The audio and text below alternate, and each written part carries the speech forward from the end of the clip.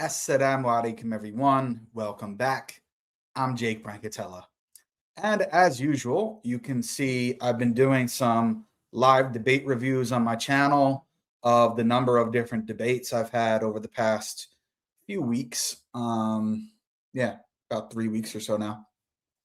So I traveled to the US not only for this, but partially also to visit family and friends and to get a medical treatment. But um, I traveled as well to uh, so-called debate con. What was it, 7 or 9? I don't even know what it's up to.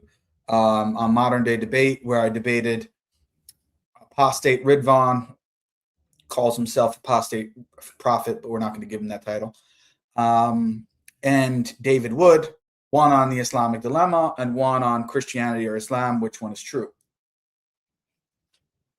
So I reviewed both of those debates, and then I also reviewed the debate with Avery God Logic on is there an Islamic dilemma, on the Islamic dilemma as well. And today, the last but not least of the debates was with Daniel Haqiqatjou. And many people would know him. He calls himself the Muslim skeptic, but he's not skeptical enough of his own kufr and shirk. Unfortunately, so people who don't know the background to this, let's see. People who don't know the background to this, I had been online having a back and forth with Daniel regarding, initially it started political. There were some political matters, and then it wound up going into theological matters. And he was just saying outrageous things. Unfortunately, he was just saying a lot of outrageous things. And prior to that, actually, we were supposed to have a debate together on the Fresh and Fit channel, Myron's channel, and who's not a Muslim, by the way, and no matter how much he claims to be.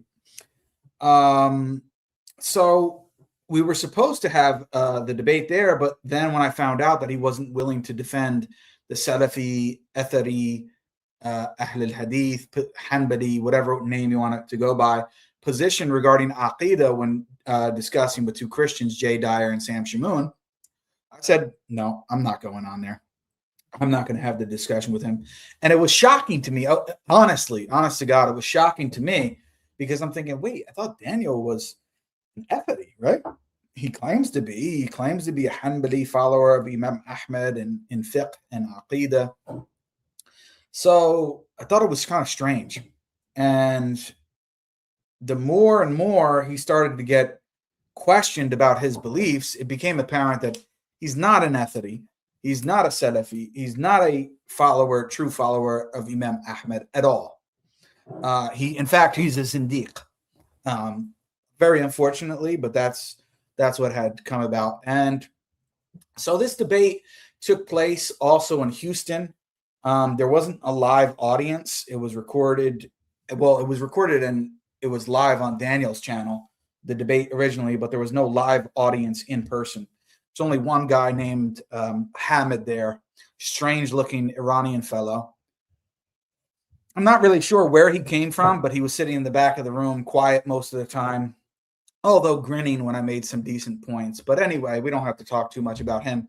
So he was the only live audience, him, a moderator who was appointed by Daniel, which was fine, no big deal, even though he's speaking to him afterwards, he's clearly biased. And then the cameraman, or there were two cameramen. That's it. There was no live audience. So anyway, Daniel wanted it that way. He didn't want people invited. I said, fine, no problem for me. And that's it. We had the debate, but there was two kind of broad debates. One was on shirk and ibadah, or worship. Basically, what is ibadah? What is worship? Several topics related to that on istighatha, calling to the dead, calling to jinn, all these different calling to the prophets while they're dead, etc., etc. And so that was basically the main first debate on Shirk and Ibadah. What is worship? What constitutes Shirk? When and why and how? And that was a little bit more technical, although I think it should be clear to the audience Daniel's position wasn't defensible. But that was like the first debate, but there were several sections within that debate. There were 3 separate sections within that overarching debate of Shirk and Ibadah.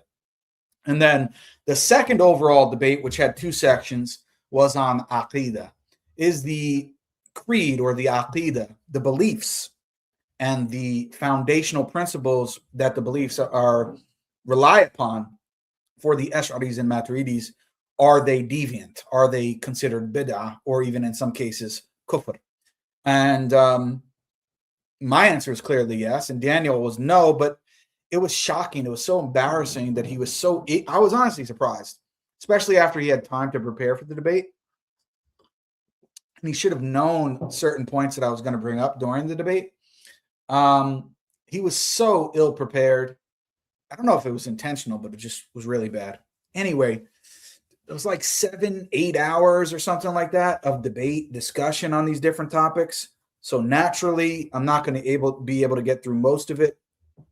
I'm not going to play any of the opening statements or rebuttals. I'm going to play some sections from each one of the debates in the cross-examination or the open discussion section, because then that's when most of everything becomes clear to the audience. Let's see. And as you guys know, as I've been saying, if you have any burning questions or comments that you would like addressed during this live stream, please send it as a super chat, because I'm not paying too close attention to the live chat. So periodically, every 20-30 minutes or so, I'll go back and look, see if there are any super chats, and I'll address them as we go along, inshallah. But anyway, let's go to one of the sections of the debate that I'm going to play. And I may do some actually separate videos on this, recorded, edited videos where I highlight some of the stuff that I'm going to talk about here. But for this live, it's going to be more chill. I'm just going to go over some stuff from it.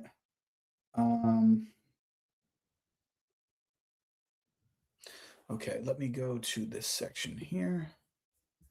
This is on the what is Ibadah and Shirk debate. And I'm going to part of the discussion period, because he winds up throwing, it's funny, he winds up throwing 2 quote-unquote scholars onto the bus that he brought to his YouTube channel to actually refute so-called Wahhabis, or people like me, even though I don't, regularly accept this term. But he brought them on there to refute us, and they wound up agreeing with us, right? Yeah, people are calling him Mr. 99.9% shirk. It's funny, man. Oh, man. I'll be honest with you guys. Even my wife, who is not like deeply involved in watching all of these different videos back and forth, he calls Daniel when if he's mentioned in some context or whatever, she calls him Mr. 99%. She calls him Mr. 99%, 99% shirk. Anyway, somebody put that there, so it's pretty funny. Yeah, this weird guy Hamid is in the chat, so that's the Hamid that was in the back of the room smiling. Some people think he's an Iranian Jew. I don't know if it's true. I mean, if you looked at his wallet and how frequently it comes out of his pocket, or you looked at his behavior, you would start to think it's possible that he's an Iranian Jew. But we're still trying to figure that out. We're not sure.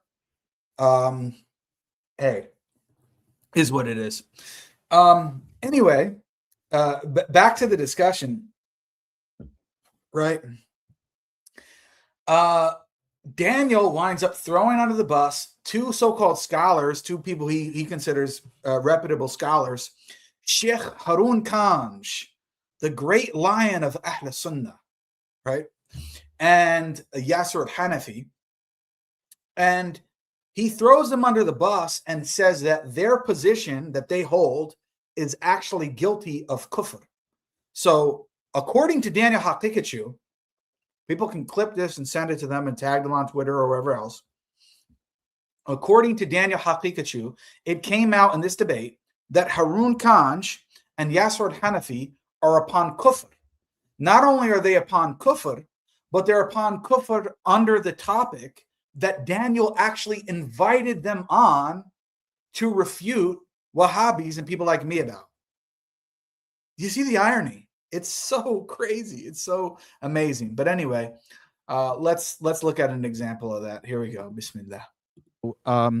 In that case, Harun Kanj and Yasser al-Hanafi recently have been on your YouTube channel to discuss this topic or related topics, and they do not agree with what you just said. I agree with you that I believe that a created being, whether they believe it's a prophet or an angel, it doesn't matter. A created being other than Allah, fully possessing power to control all of the atoms simultaneously, you directly ask this question to them without it being independent, with it being a dependent type of all-encompassing power in that way. Harun Kanj, let's start with him. He said that this is not only not Shirk Akbar, that some of the scholars, which he tried to cite, actually believed in it. And he not only said that it's not Shirk Akbar, that there's no problem with it whatsoever. So what is your position on the view, not talking on Harun Kanj, I'm saying on the view that he expressed that it is not Shirk Akbar when you say that it is Shirk Akbar and it's known with necessity in the religion to be so? What is your view on that person who holds the opposing view that it's not?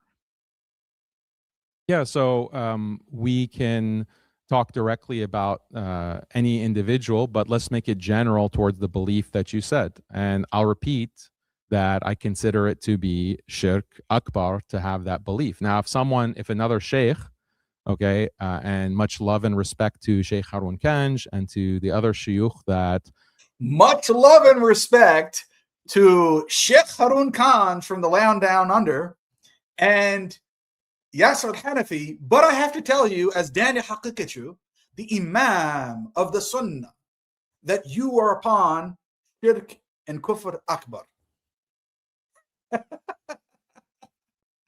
Oh man, I have so much respect for you. I have so much respect for you, Sheikh, but you're upon Kufr. I have so much respect for you, Sheikh, but you're upon Shirk. Astaghfirullah. Are so kind to dedicate or spend time talking to me on a podcast. If they say that no, it's not Shirk Akbar, I think that they're wrong. I think that they're wrong. And actually, if they were promoting that view, if they were promoting like, oh, there are saints that we don't consider to be gods, but they have this simultaneous control of the entire universe and they have this omniscience, I would say that because that's the distinction that I tried to make in the opening. I should have made it more clear that you have people who explicitly believe or direct acts of submission and reverence to gods. They explicitly call them gods, but there's also tacit deification. So this is tacit deification of like a dead person or jinn or angels. Jinn, angels, and dead people, that's the third section of our debate, hold this kind of intermediate category. They're not explicitly gods. They're not called gods. They're not like living human beings. They're like in this intermediate category.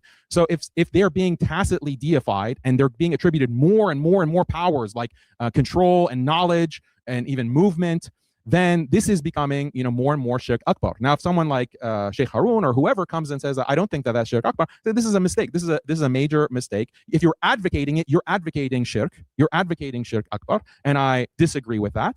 But again, I give you other bit that wheel. Just like I give other bit that wheel to other scholars who held views that amount to kufr and go contrary to the ijma of the ummah or ijma of the salaf. And that's what we're going to talk about later on today, inshallah, about the kufr views, the kufri views that Ibn Taymiyyah, for example, held. And we'll see, like, if just like you're trying. Ibn Taymiyyah also held Kufri views, and you'll see, although I probably won't pay this section, there's so much, even like thinking about reviewing this debate, there's just so much to discuss and to play. You just have to watch the whole thing, honestly. But there's actually one part of the debate is actually called, who is the real Etheri, Daniel Haqiqatjou or Ibn Taymiyyah? And Daniel tries to argue that he's the real Etheri and that Ibn Taymiyyah is upon kufr, that he had several kufri views. And in his closing statement, he says, I have so much love and respect for Shaykh al-Islam, Ibn Taymiyyah. I have so much love and respect for my dear Shaykh al-Islam, Ibn Taymiyyah. But he was upon kufr. He had several kufri views, not one, not two, not three, several kufri views. But I love and respect him so much. You know, Hamid, you know, sometimes Iranian Jews get things right once or twice. He said, it's like when someone's saying, with all due respect, and then continues to say the most disrespectful things ever. It's like, you know, with all due respect, I really love you, sir, but I can't stand your wife. I absolutely hate her. She's the worst person I ever met. With all love and respect. Oh, man. It's crazy, dude. It is honestly crazy, bro. But, hey, that's what this guy wants to do. He wants to tell us how much he loves and respects people while at the same, you know, at the exact same time telling us how much he can't stand their kufri and shirki beliefs.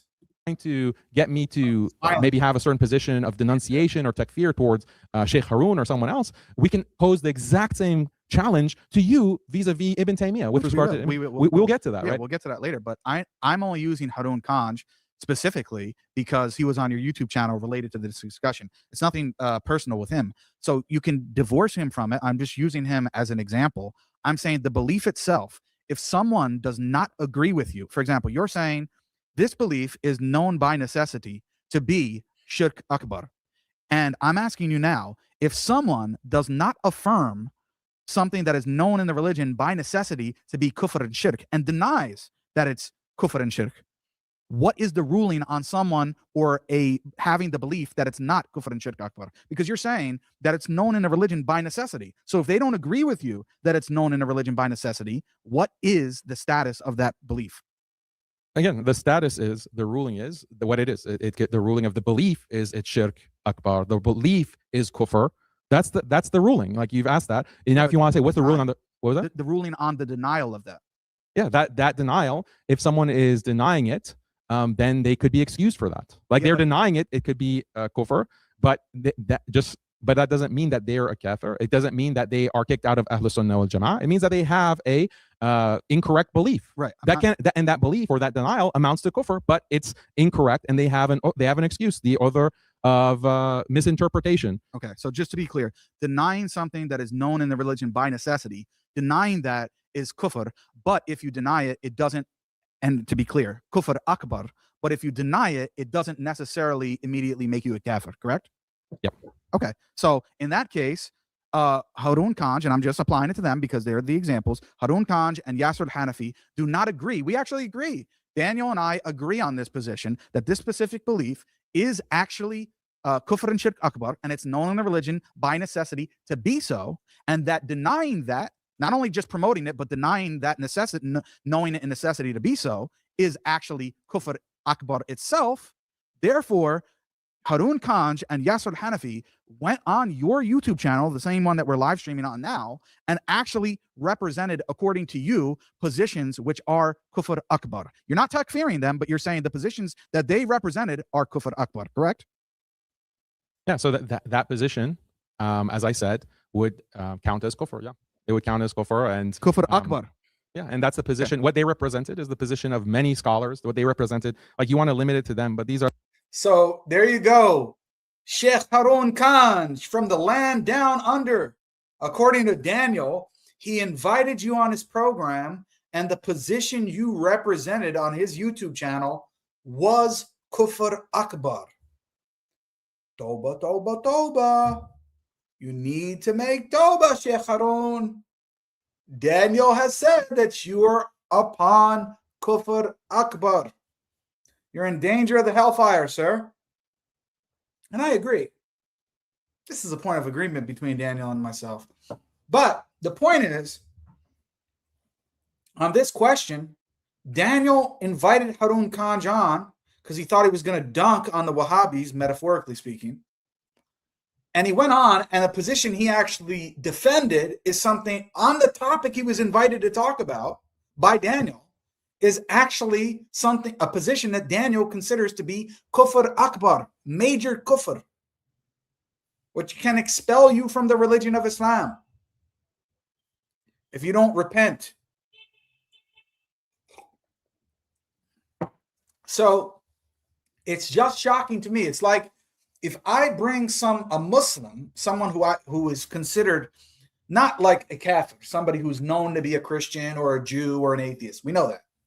It's like if I invited somebody on my channel who people considered in the public sphere to be a Muslim, and the position I invited him to come on and talk about, let's say, I don't know, let's say about the attributes of Allah. And the position he winds up coming on to defend regarding the topic I asked him to bring on, I think he's actually spewing kufr on my own channel. Would you invite someone on there to do that? And not like harshly correct them if they did so on your channel? You understand how absurd it is? So ridiculous and absurd. It's just so strange. So, and it's not only Harun Khan, it's the same thing with Yasser al-Hanafi. Daniel believes, because their position is that a created being controlling the entire universe, as long as that control is dependent, right? That a prophet or a wali or someone, a created being controlling the entire universe, even if that control is dependent upon Allah, bi'idhnillah, or by the will of Allah, then that person is not, Harun Khan believes that that position is okay to have. You can believe that it's okay to assert that a created being controls the entire universe, right? But that control is dependent upon God. You just say, bi'idhnillah, and it's okay. That's Harun Khan's position. Daniel is saying the fact that Harun Khan has that position, that it's okay, and that it's not kufr and shirk akbar, his position itself of allowing that is kufr akbar. And the same thing with Yasser al-Hanafi. Although Yasser al-Hanafi considers it haram or a bid'ah, because he does not consider it to be kufr akbar, he is guilty of kufr akbar himself, according to Daniel.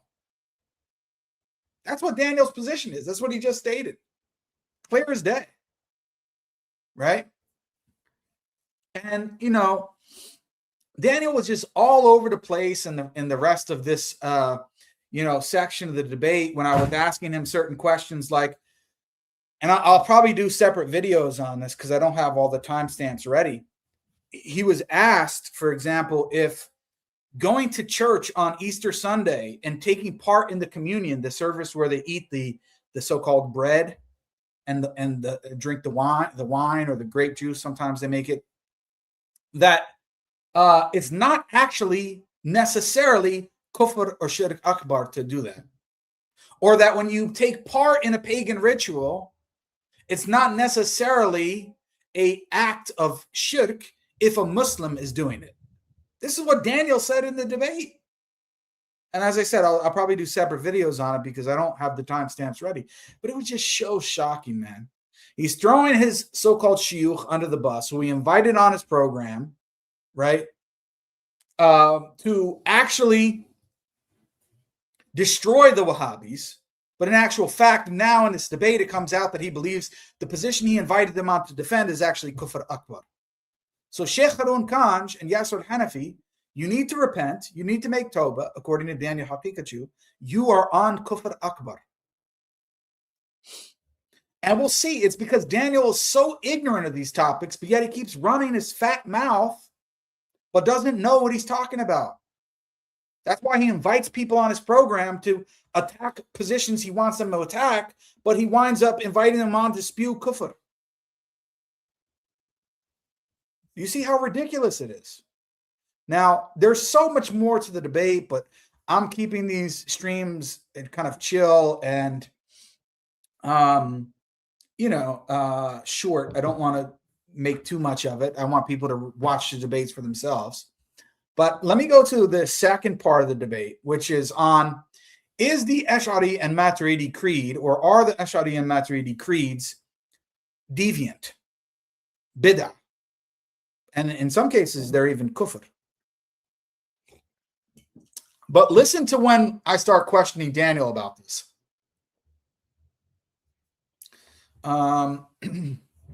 Let me find the timestamp. I do have the timestamp for this beginning part.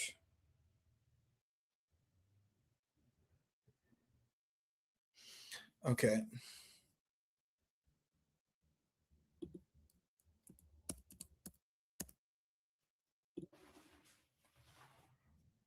Now we can move to open dialogue and discussions, starting with Jake. Yeah. So Dan, do you think that the position of the Quran, the Arabic Quran, being makhluk, created, is that a bid'ah or kufr? Yeah. Or is it acceptable position? No, I think it's not acceptable to believe that the Quran is created. Okay. Is it what? So the reason why we had this discussion or debate is because Daniel's going around saying Ash'aris, Maturidis, and Athadis, we're all Ahl Sunnah. We are all upon Ahl Sunnah wal Jama'ah. And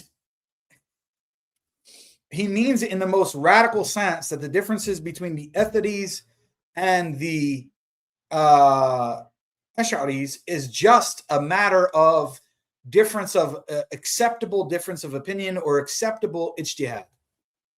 So the Ash'ari creed or Aqeedah is not fundamentally bid'ah or kufr. And you would think that if you're going to defend that position, you would have to know what they believe, right? How could you say what their position is or isn't, what it amounts to, if you don't even know what they believe? You see the problem? So now I'm asking him about the Arabic Quran. Is it the case that it's okay to believe that the Arabic Quran is makhluk, is created? Is that an acceptable difference of opinion? Daniel says, no, it's not. It's not an acceptable difference of opinion. Well, guess what? That's exactly what the Ash'aris and Maturidis believe. They believe that the Arabic Quran is makhluk, is created. And they openly admit this. I've done so many streams on this. Status does it have? Is it bid'ah? Yeah, it's a bid'ah and it can reach kufr, yeah. Okay, so this position is a bid'ah and could reach the level of kufr, according to Sheikh Daniel. Okay, is this the mainstream position of Ash'aris and Maturidis? I don't know. You don't know. Oh my God. So I ask him, is this position that the Arabic Quran is makhluk, is that the mainstream position of the Ash'aris and Maturidis? He says, I don't know. So, dude, how the hell are you in a debate coming to defend that their Aqeedah is not bid'ah or kufr, and yet on one of the fundamental differences between us, Ahl Sunnah, truly Ahl Sunnah, and the Ash'aris and Maturidis, you don't know what their position is? Forget about knowing if it's kufr or bid'ah or not, or acceptable. You don't know what they believe. How can you can't even categorize their belief because you don't know what they believe. He says, I don't know. So Daniel Haqiqatjou, somebody who claims to be studying Islam and Aqeedah for over 20 years, doesn't know that the mainstream Ash'ari position is that the Arabic Quran is makhluk. Seriously? How ignorant are you? You made a complete fool of yourself. Buffoon. And you have all different groups laughing at you, dude. Ash'aris are laughing at you. Salafis are laughing at you. People who you call Wahhabis, people who you call Medkhalis, all the different groups that you name and all this different stuff, they're all laughing at you, dude, because even if some people don't agree with me on everything, they agree with me that you look like a buffoon, bro. You are coming to defend Ash'ari and Maturidi Aqeedah and say that they're not bid'ah and not kufr. But you don't even know what they believe. How can you categorize their belief if you don't know their fundamental beliefs? It's a joke. It's a laughing stock. Of Ash'aris and Maturidis? I don't know. You don't know. I have the mainstream Ash'aris of today and the past. They I'm would talking say that about the scholarly position. I'm not talking about Ash'ari on the street. They don't know any of this. I'm saying the mainstream scholarly Ash'ari position. Is it that the Arabic Quran is created? I think that they hold that as uncreated. So he went from I don't know to when I pressed him further, he says he thinks that the mainstream Ash'ari scholarly opinion is that the Arabic Quran is uncreated, is غير مخلوق.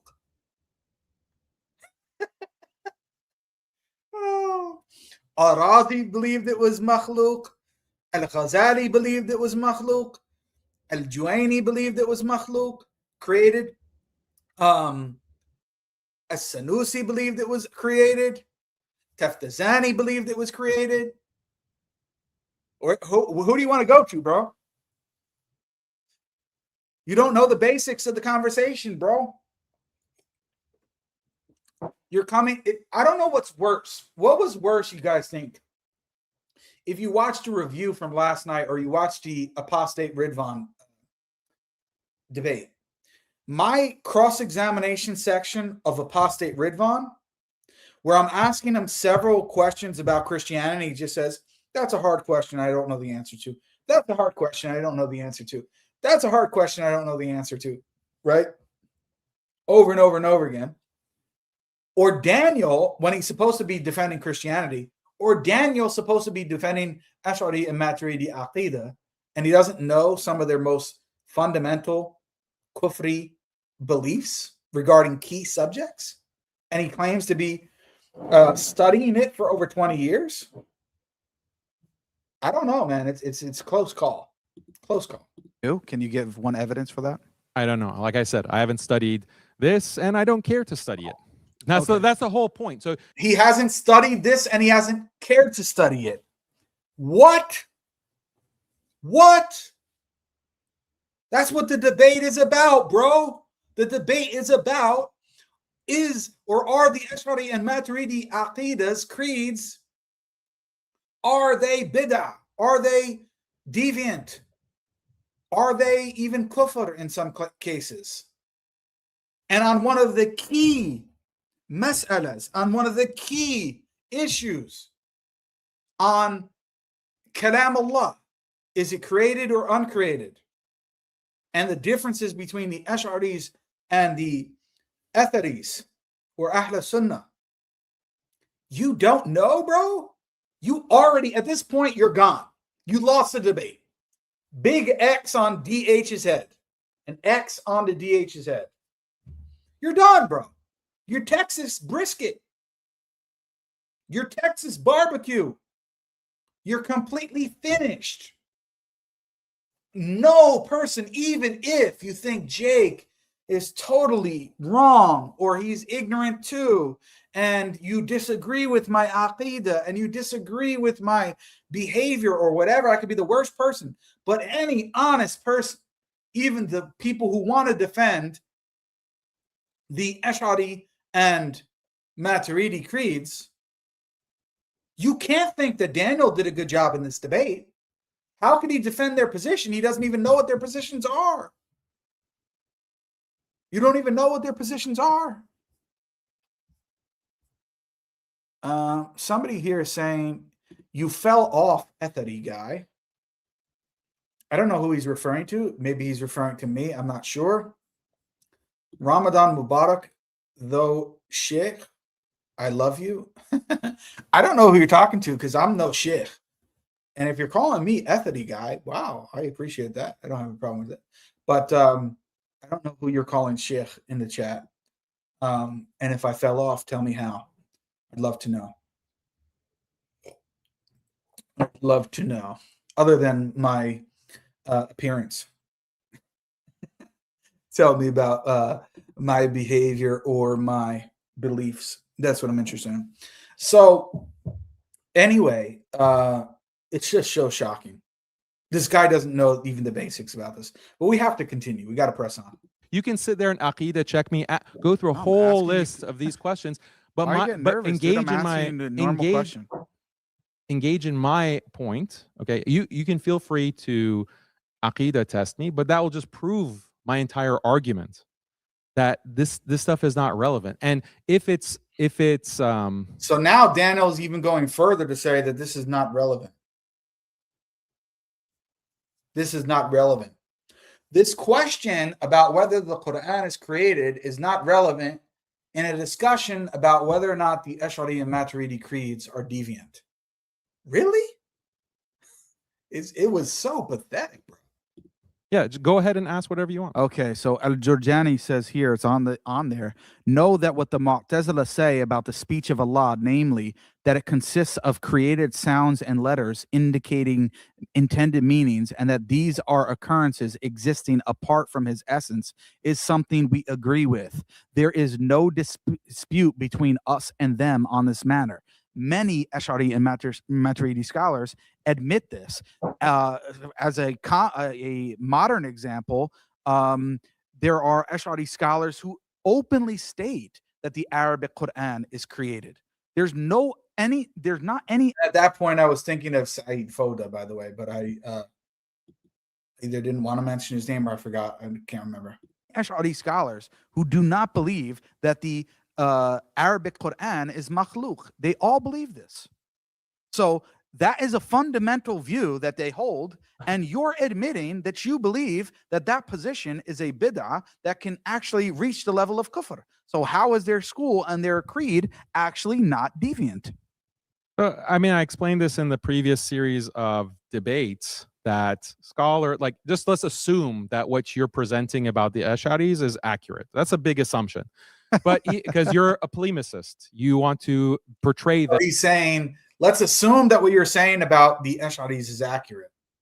So he doesn't know this guy, and we know Daniel's a liar, right? He's one of the biggest liars I've ever seen. In fact, I think the biggest.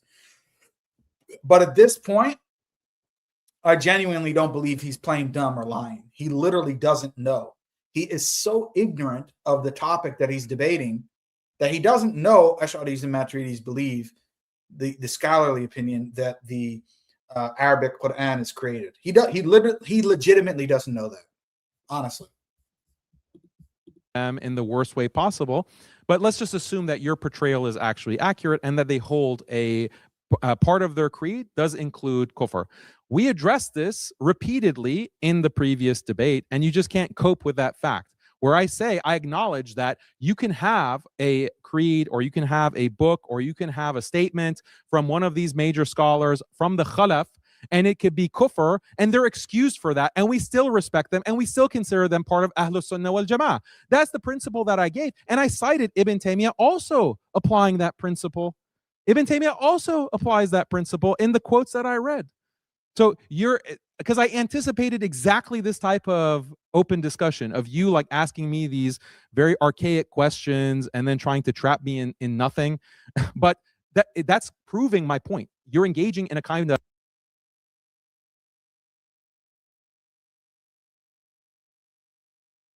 Sorry about that. Are these archaic questions that I'm trapping him in nothing? No, these are relevant questions on the actual subject of the debate. I'm making you look like a fool because you came to debate a topic that you know nothing about. So you lost already. You're done. Of dialectic that is obsolete. This is something from over 1,000 years ago. It's not relevant to our time, and it doesn't actually determine if you're going to go into Jannah or not.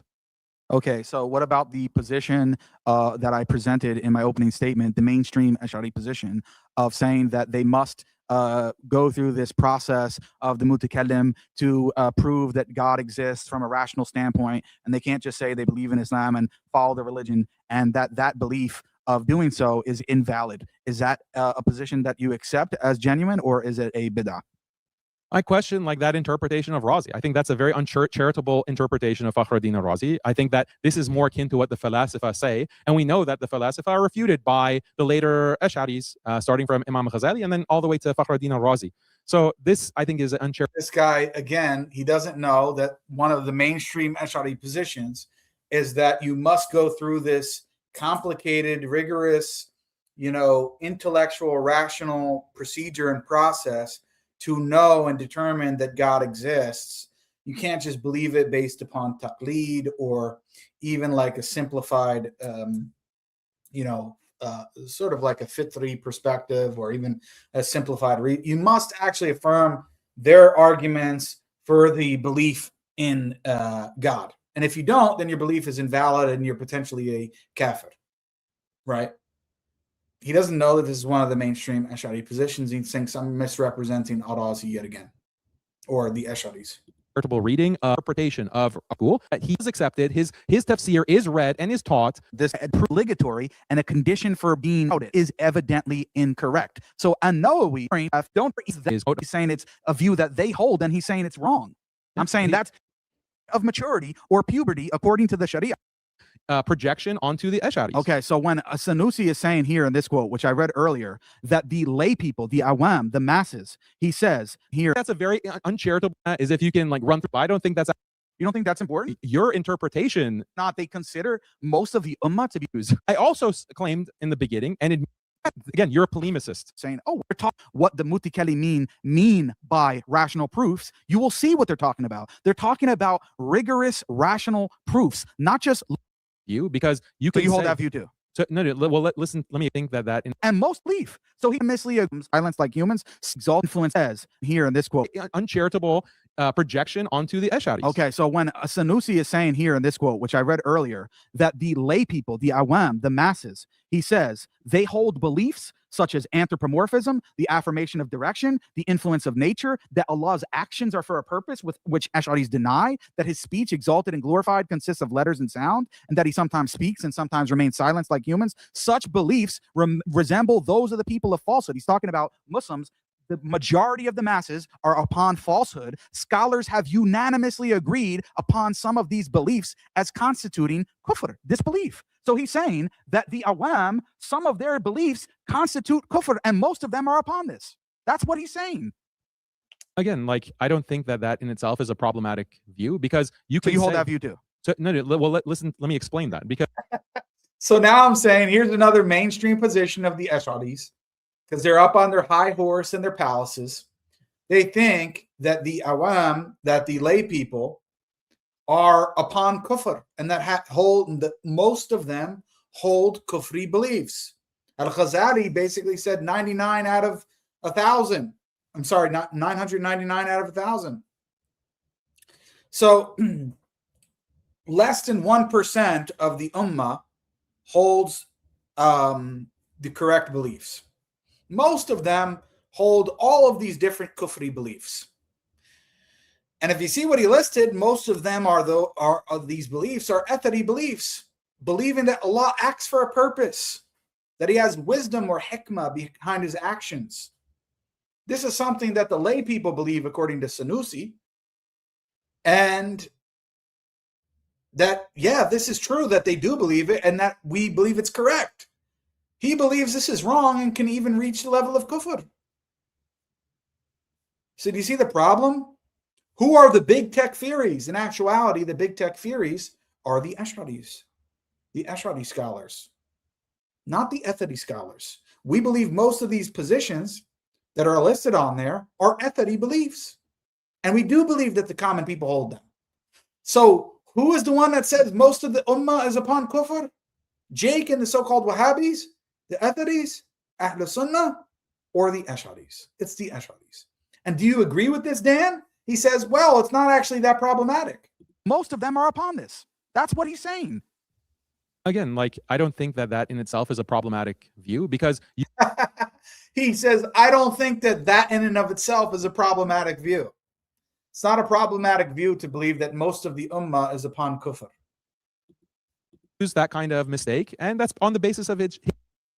These very difficult things to take place during our time, like what's happening in Philistine. Doesn't do Again, this is a polemical. isn't that a very difficult thing? What's going on in the world? Why is Allah subhanahu wa ta'ala at least good raised to that level? What about, especially in today's day and age, when a lot of Muslims, rightly so, may be, kind of wondering what's going on in the world? Why is Allah subhanahu wa ta'ala allowing, these very difficult things to take place during our time, like what's happening in Philistine right now? And if an Ash'ari would come to say, well, actually, it doesn't matter. Allah doesn't do anything for any reason at all. Is that an acceptable difference of opinion?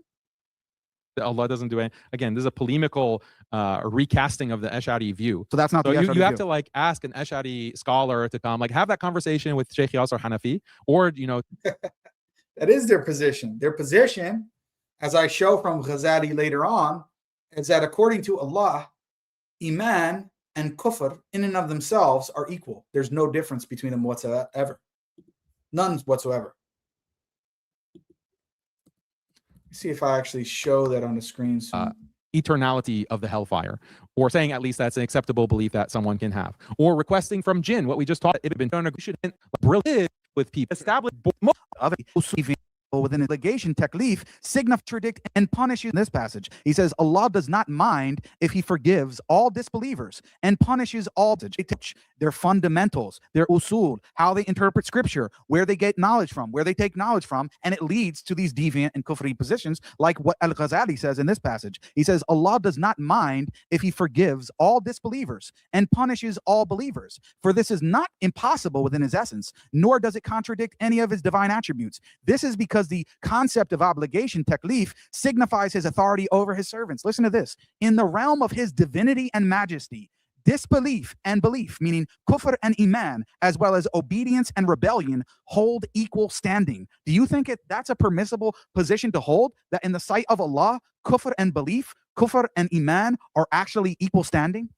Before we continue, I think we'll have to shorten this session so that way we can make Maghrib because of the projector issues. So right now we're at you're traveling. no. We have like 18 minutes left. Yeah. So are you saying that this position of Ghazali, saying that kufr and iman hold equal standing in the sight of Allah, is this an acceptable view? I have to see how he explains this. You're just showing me a snippet.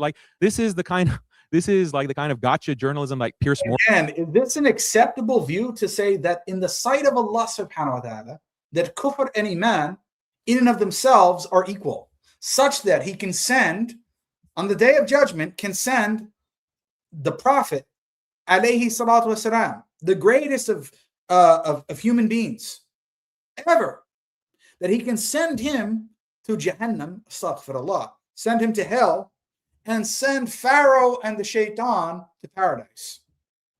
Al-Ghazali says there's nothing wrong with this in the sight of Allah.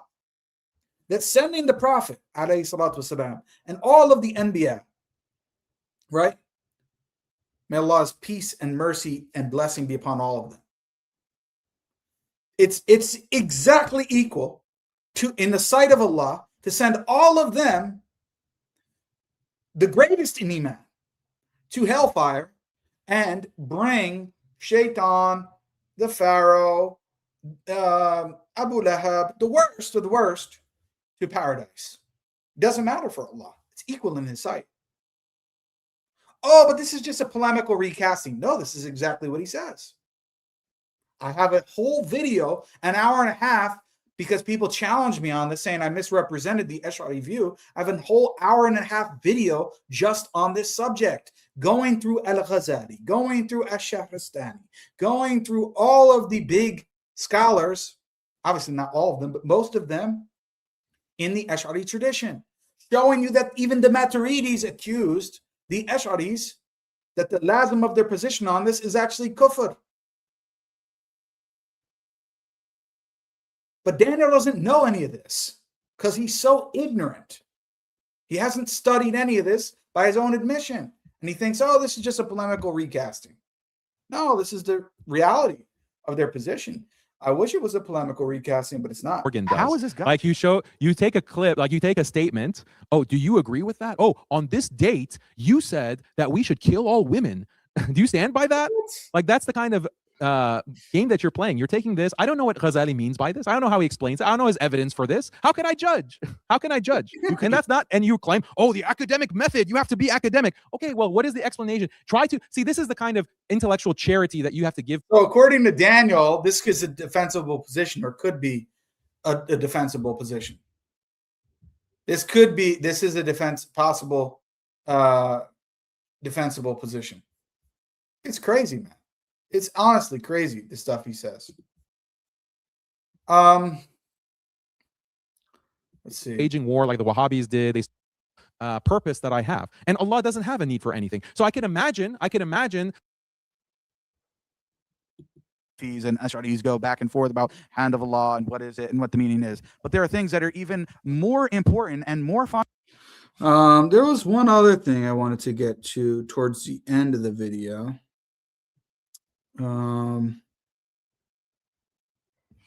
Yeah, let's see over here.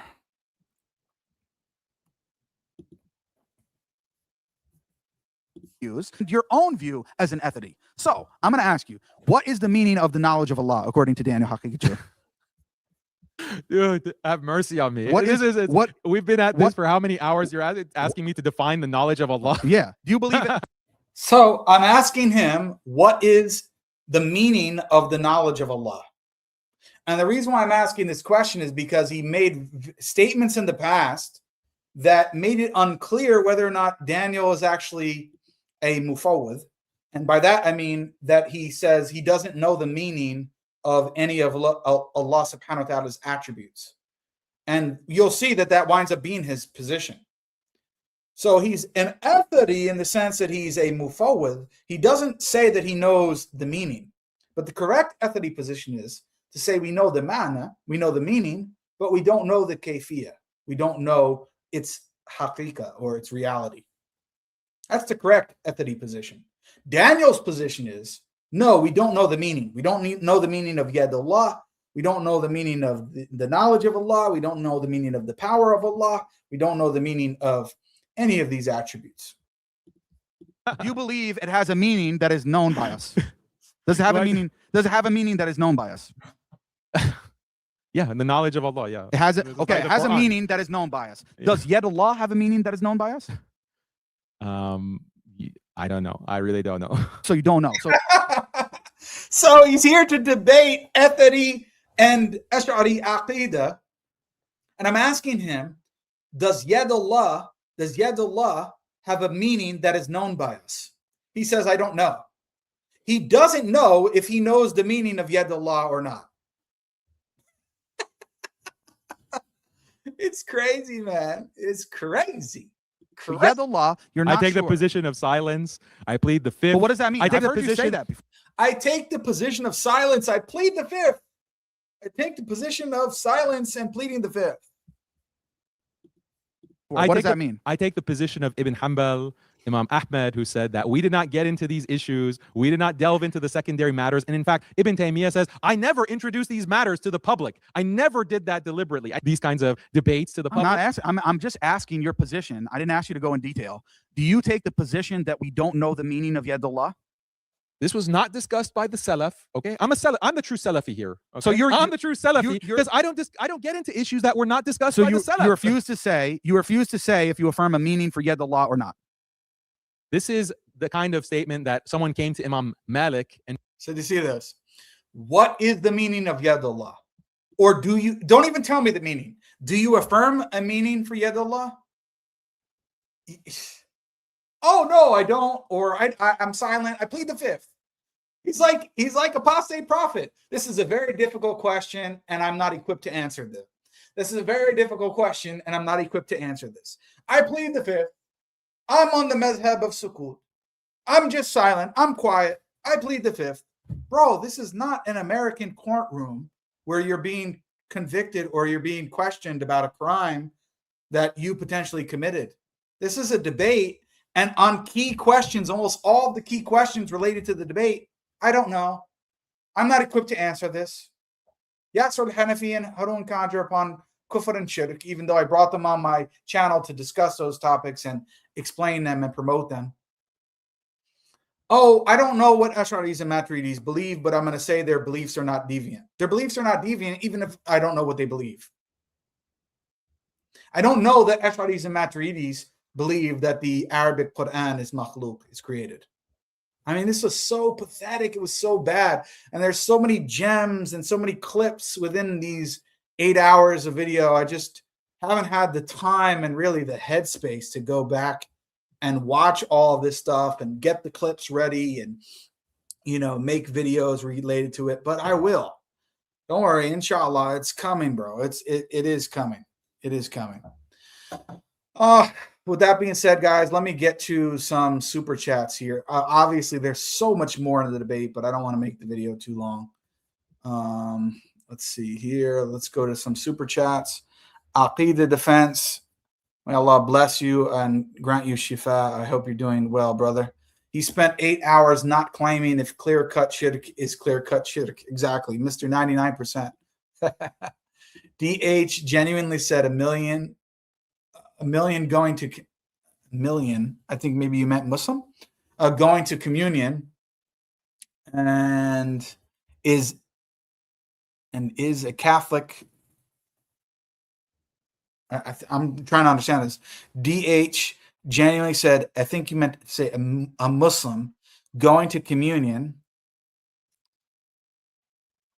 and which I think you meant, and which is a Catholic rite / ritual, is not kufr and shirk. Yeah, exactly. He did. He literally did. And I'm going to make a video on that. He said that if a Muslim goes to a church on Easter Sunday and takes part in the ritual of communion, well, maybe he just thought it was a cracker. Maybe he was like a homeless guy off the street. He was like a homeless Muslim off the street, and he walked into a church, and he didn't know what the church was, and he was waiting, even though communion is at the end of the ceremony after like 40 minutes of spewing kufr. He goes up to the front and he takes part, and the priest puts the cracker, the bread, under his tongue, and he eats it. And he just thought, and Daniel literally says this, maybe he just thought it was snack time. Oh my God, bro.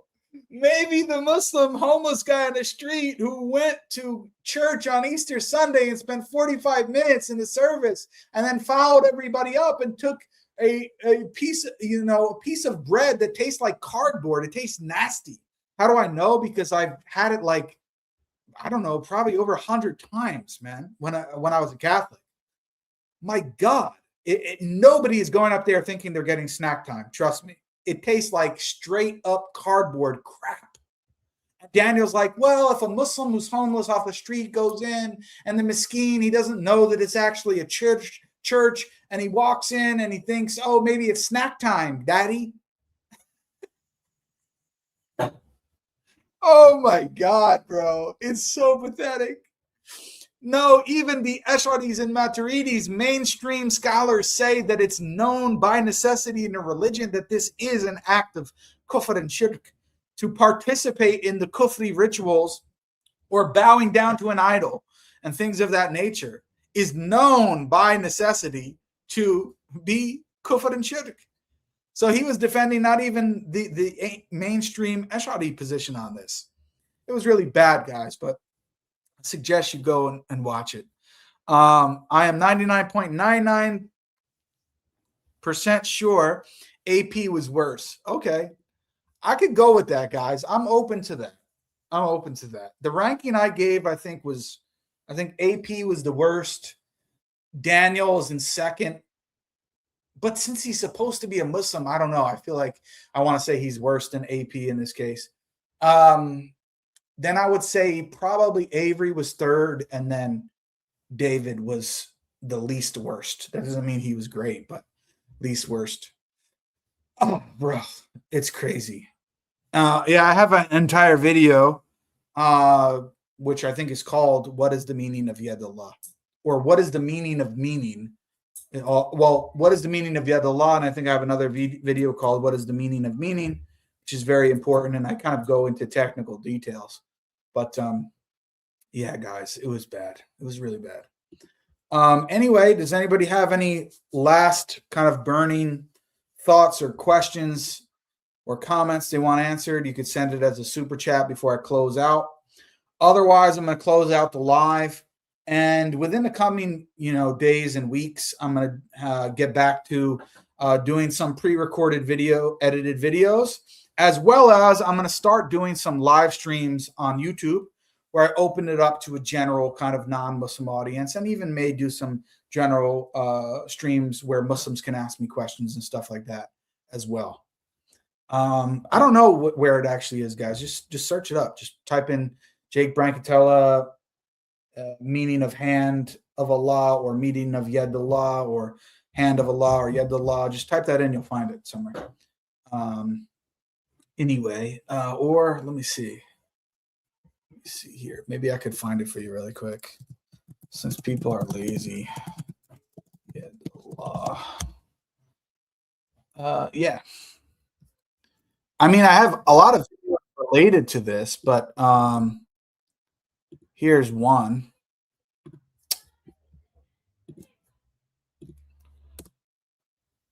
So the one I just posted in the chat is literally called, "What is the meaning of Yad Allah, hand of Allah?"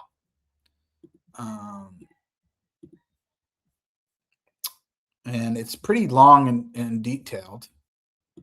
It's 48 minutes long.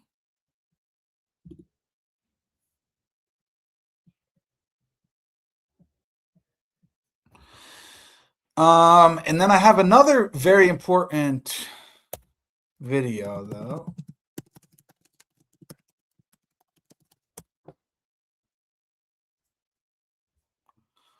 Oh, no, I think I changed the title on that. I think I originally called it, "What is the meaning of meaning?" And then I changed it to, "What is the meaning of Yad Allah, or the hand of Allah?"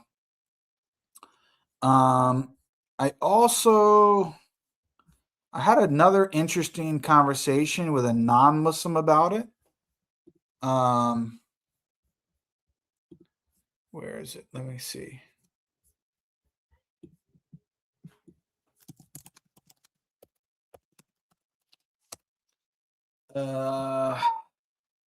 Okay, yeah. I had a conversation with somebody that's like a half hour long with a non-Muslim about this topic. And it's called, "Is it illogical?" Basically, is it irrational to believe that Allah has hands? And I just put that in the chat. And then there's several other videos where, if you look deep enough, I talk about these topics. Aqeedah Defense said, "How's your health, bro?" Manero said they want me on stronger drugs because I have new lesions. Subhanallah. Subhanallah. Subhanallah. My health is pretty good, Akhi. It's pretty stable. I haven't reached a 2-year timetable since I've been diagnosed. It's been over a year and a half. So I've had 3 or 4 treatments now. We've had this discussion before, so people don't know. This brother Hamza came on my channel, and we had this discussion before. But Akhi, I mean, I would give you the same advice, bro. I really think you should try to get on the type of medication that I'm on.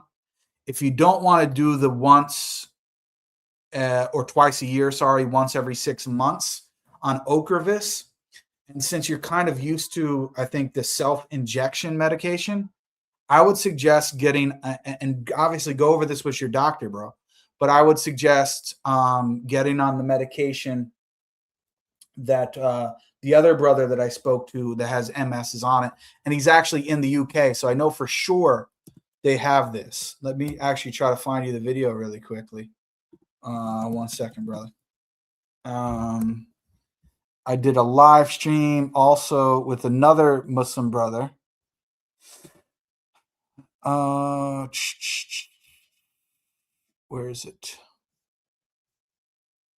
Really? I thought it was on. Oh, it's on my old channel. I thought it was on a new one. It's probably one of my last streams I did on my old channel on my live section. Yeah. Okay. So you'll find that here, bro. Watch this, Achi. If you haven't already. Yeah, I think you were diagnosed right a year or so before me. So Achi, I put in the chat there, and this is from a good brother who is actually involved in Dawah.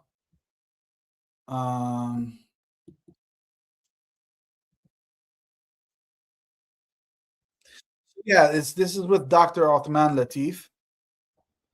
And he also has MS. He's had it for a longer time than both of us. I think over 10 years since he's been diagnosed. He's kind of had a little bit of a difficult time. He has to use a walking stick, a walking cane now. But he explains the different medications that he's been on and what has been most effective. Let me look up very quickly for you the name of the medicine he's on. I was also offered it. It has the same mechanism of action and basically does the same thing. But there's another one. See, if you go and watch my video, I get mine in an IV in a hospital. It's basically like chemotherapy, and you're there all day, twice a year. If you don't want to do that, I'm trying to think, what's the name of the med? Oh boy.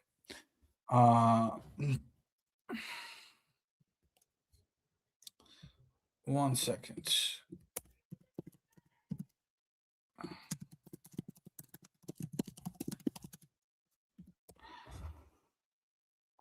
Okay, there it is. It's called Kesimpta. Okay, this is it. And that's what he's on now, and he's doing much better with it now. From what I know. I haven't spoken to the brother about it in like a year or so.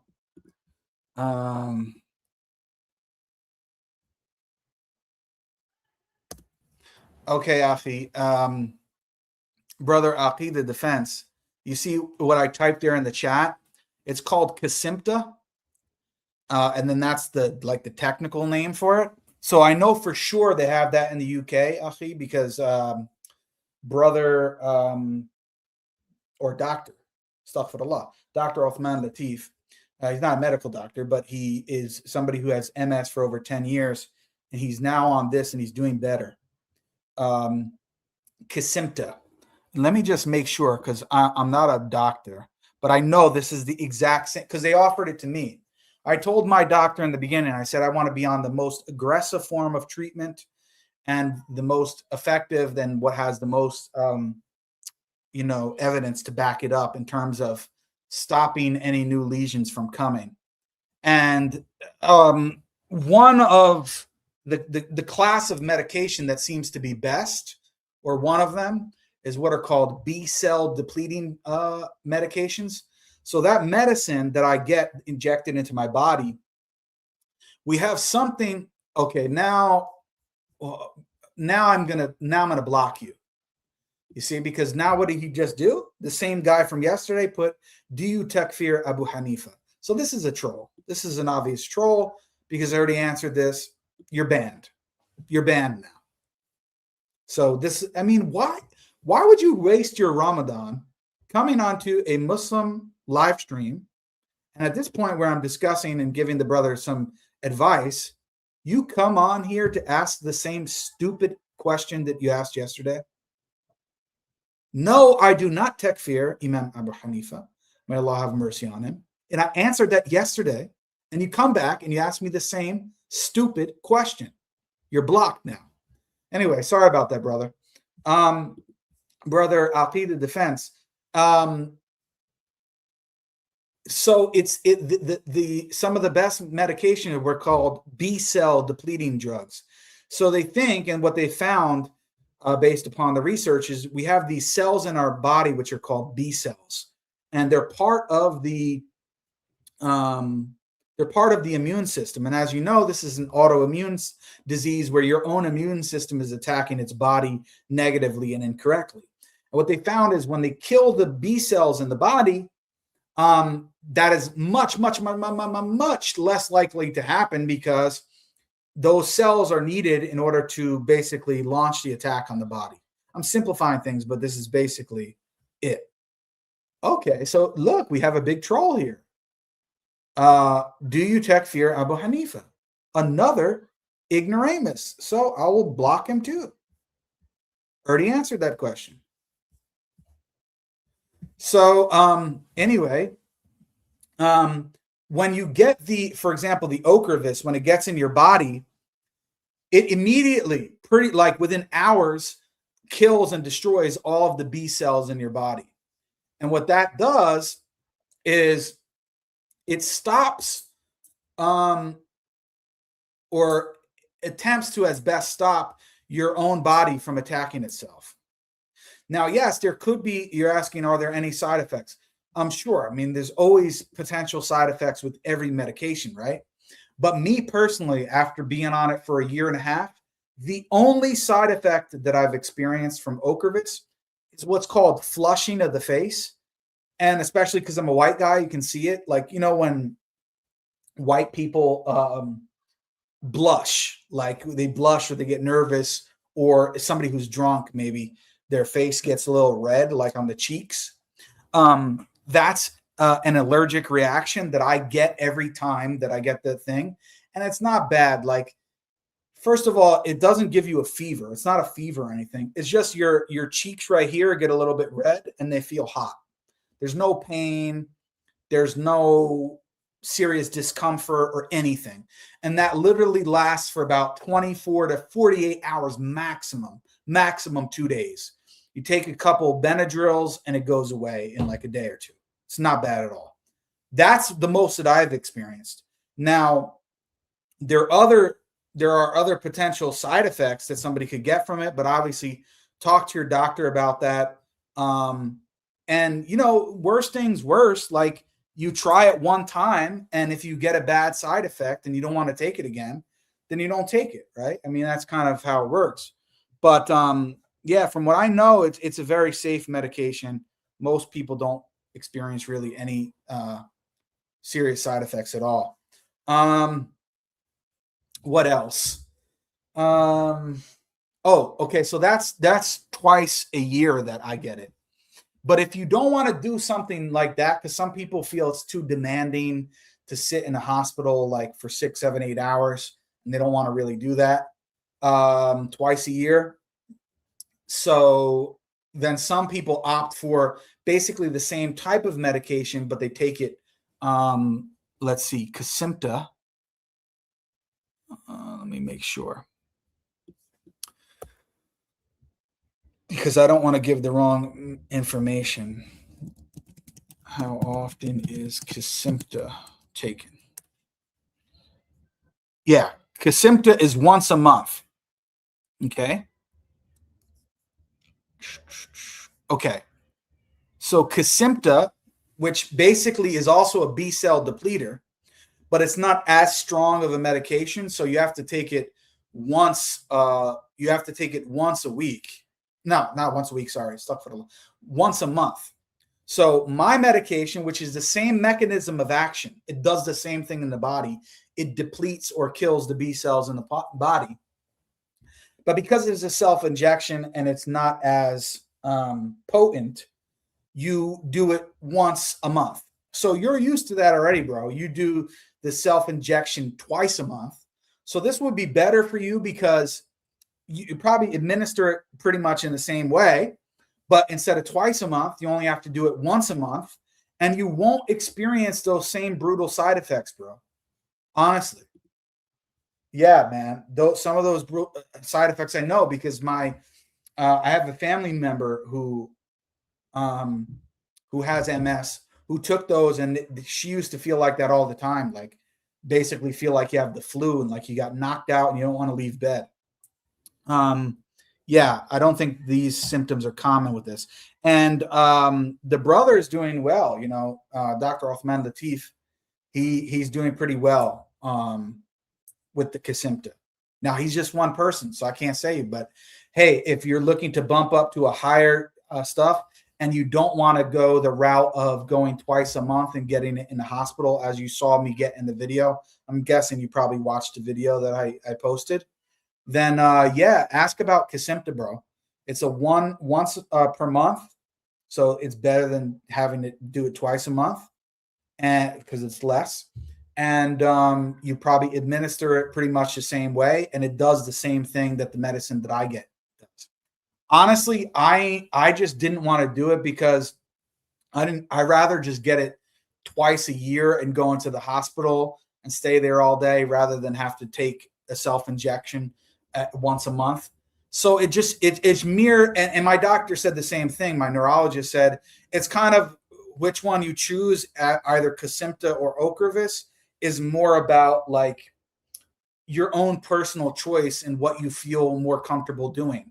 The medicine basically does the same thing, but would you rather take a self-injection needle 12 times a year, so once a month, or would you rather not take that every month and just go twice a year to the hospital and get it administered through IV in your arm?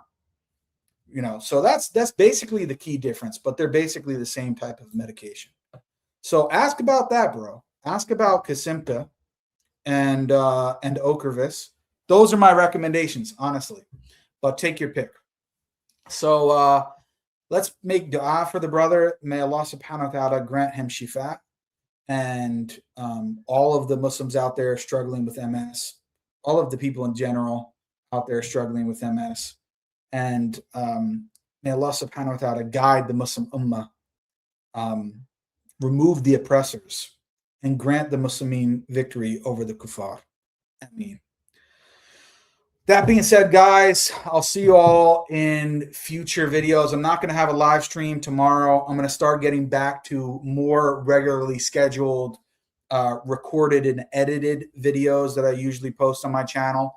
And then I'm also going to be doing live streams on my channel where I basically invite non-Muslims on to discuss Christianity, atheism, Islam, these sorts of things. Anyway, guys, I will talk to you all again soon. I hope that you found this beneficial. There will be some videos that I'll post related to this debate and my other debates coming up soon. Be on the lookout for that.